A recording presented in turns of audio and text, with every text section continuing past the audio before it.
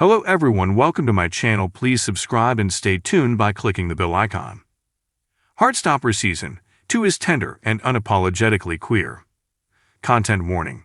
This article discusses sexual assault, eating disorders, depression, emotional abuse, and self-harm.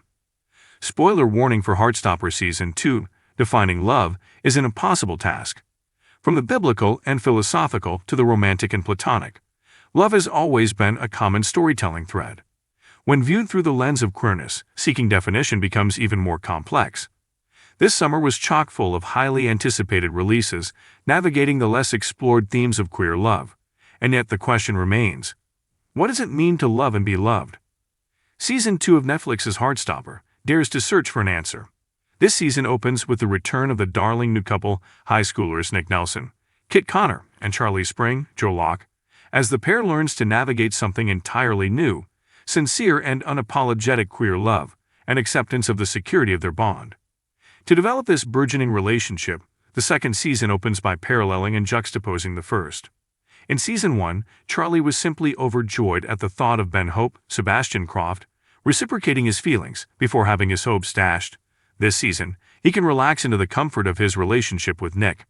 As the pair traverses love together, they become each other's anchors in the whirlwind life of queer teenagers. Punctuated by subtle touches and tender looks, Nick and Charlie's romance blossoms beautifully. The pair have palpable chemistry, likely helped by the actors' off-screen friendship. There is never a question of their affection for one another, a welcome departure from Charlie's previous romantic experiences. Moments of tribulation only add depth to their relationship, demonstrating its solid foundation.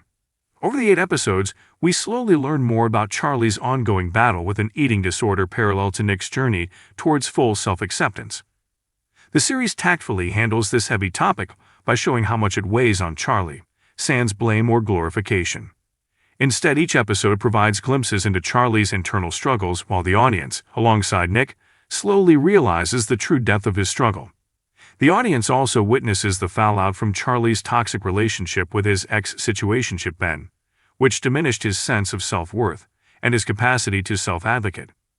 Throughout the season, Ben's looming presence consistently reminds Charlie of Ben's sexual assault and emotional neglect, only worsening his already degrading mental health and struggles with his eating disorder. At the end of the season, Charlie opens up to Nick, confessing that he used his self-harm as a result of constant bullying. In response, Nick doesn't ask Charlie to be happy or never self-harm again. All he asks is that Charlie allow Nick to be there for him. In this moment, there are neither expectations nor judgment. It's just them. The series handles this scene tenderly, not forcing Charlie into vulnerability, nor pretending that Nick is a magical remedy for his mental health struggles. Steeped in the rawness of their mutual vulnerability, this scene perfectly encapsulates their dynamic. As an unsaid "I love you" lingers, Nick's reassurance to Charlie that you don't have to be perfect with Charlie remain the series' primary focus. Heartstopper masterfully navigates the arcs of its supporting cast. From Teo's William Go, abandonment issues, and the implications they have on his budding relationship with Elle, Yasmin Finney, to the impact of Darcy's, Kizzy Edgell, emotionally abusive mother on her relationship with Tara, Corinna Brown. Season 2 does an amazing job of thoughtfully fleshing out its characters' unions. But Isaac's Toby Donovan arc this season strays away from the romantic focus of his peers' storylines. Instead, he works on coming to terms with his aromantic and asexual identities after questioning why, unlike his peers, he lacked romantic interests. This representation is incredibly important, as it is very rare that identities along the ace spectrum get much focus, if any at all, in queer media. Even beyond the exploration of romantic love, Season 2 excels in spotlighting other forms of love. The characters' interpersonal bonds this season are phenomenal. The cast's off-screen closeness shines through in every scene as they effortlessly bounce off one another. When Tao and Nick bond after a rough start to their relationship in the season prior, and when Elle becomes closer with the girls at her school, we see the platonic relationships shine just as brightly as their romantic counterparts. Family also takes center stage this season. As usual, Charlie's older sister Tori, Jenny Walser, remains a constant pillar of support in his life, a counterpart to Nick's antagonistic older brother, David, Jack Barton. Each episode also explores the impact of parental role models in the lives of queer youths. While some mothers in the show have remained steadfast in their support, Other parents exemplify the negative impact that unsupportive adult figures can have on young adults. This makes the non-familial role models, like school faculty members Mr. Ajayi, Viseo Akinade, Mr. Farooq, Nimita Lagani, and Coach Singh, Chetna Pandya, stand out as excellent queer role models for the young characters. As the icing to this season's cake, the series' signature cartoonish animations and stellar soundtrack add an extra element of whimsy. Songs like Woja Project's So Pretty and Expoon's Coming of Age perfectly score their respective scenes.